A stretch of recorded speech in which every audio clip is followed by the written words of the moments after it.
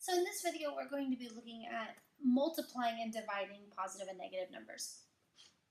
A couple rules to remember with multiplying and dividing positive and negative numbers. We have a couple of rules. When you are multiplying or dividing a positive and a positive, your answer is going to be positive. When you are multiplying or dividing a positive and a negative, your answer is going to be negative. And then if you are multiplying a negative and a negative, your answer is going to be positive. So these are really important rules to remember because they'll be repeated over and over again in the math section. So if we look at this, we have 6 times negative 4. So we have positive 6 and negative 4.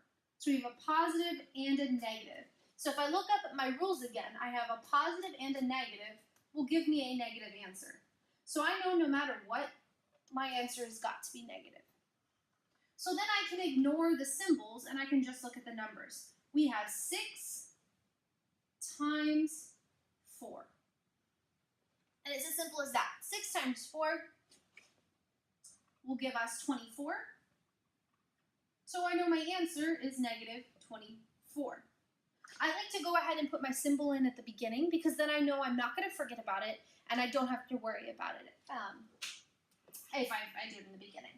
So let's look at the next one. So we have negative 2 times negative 1. So I have a negative and another negative. So I look up here at my rules, negative and a negative will give me a positive. So I know my answer has got to be positive. So then I'm just left with the numbers, 2 times 1. 2 times 1 will give me 2. So no, I know my answer is going to be positive 2. All right, let's look at another one. 9 times negative 6. Again, positive and a negative. So positive and a negative, my answer will be negative. Then I'm just left with 9 times 6. And I know 9 times 6 is going to give me 54. So then I come back up here. I know my answer has to be negative, so it's negative 54. All right, so what if we have more than just 2 numbers? Well, what we do is we look at them 2 numbers at a time. So for example, 6 times 6 times negative 2. What I'm going to do is I'm going to look at them at 2 at a time. So I'm going to ignore this negative 2 right now. And I'm just going to look at this. So I'm going to bring it down so I remember to just look at the 6 times 6. So I have a positive 6 times a positive 6. Positive times a positive, that'll give me a positive number. 6 times 6 will give me 36. So then I've got to do this part of the equation. So we did this part. So I'm going to bring that down, times negative 2. So I have a positive and a negative. So positive and a negative will give me a negative number. Again, just looking at my rules.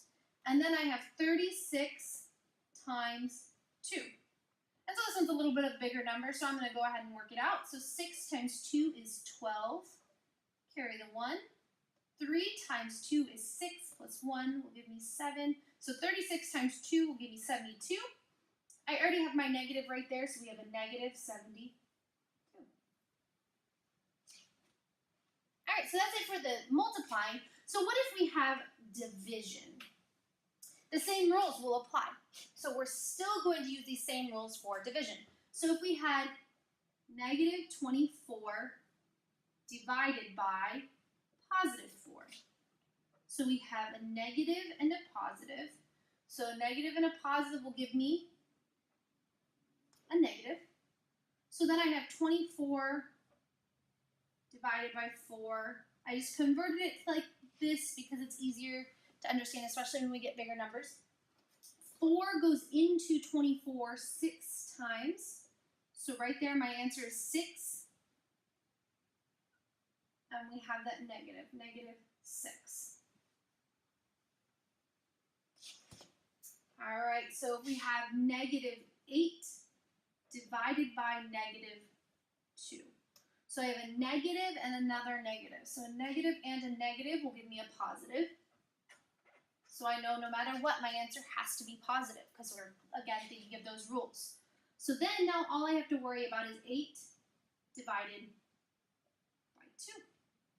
So 2 goes into 8 4 times. So I know my answer is positive 4.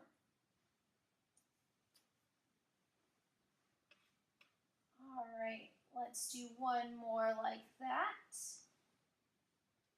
We have negative 60 divided by negative 15. So in this case, again, we have a negative and another negative. So negative and a negative will give me a positive answer. So now I just have to worry about 60 divided by 15. So say we're looking at this, and this is not like one of our easy multiples, and we're not sure how to divide this. So I'm going to take a minute just to help you remember how to divide. So what we're doing is we're figuring out how many times 15 goes into 60. If I have trouble with this, I think back to my multiplication. So I go, okay, 15 times 1 is 15. Okay, so we're not over that 60 yet. So 15 times 2 will give me 30. And again, these are easy numbers to just multiply out. So I know we're not over 60 yet. So 15 times 3 will give me 45. Still not over 60. 15 times 4 will give me 60. So I know this is what we're looking at. So 15 goes into 60 4 times. So my answer is going to be positive 4. All right, so that's a little bit about multiplying and dividing positive and negative numbers.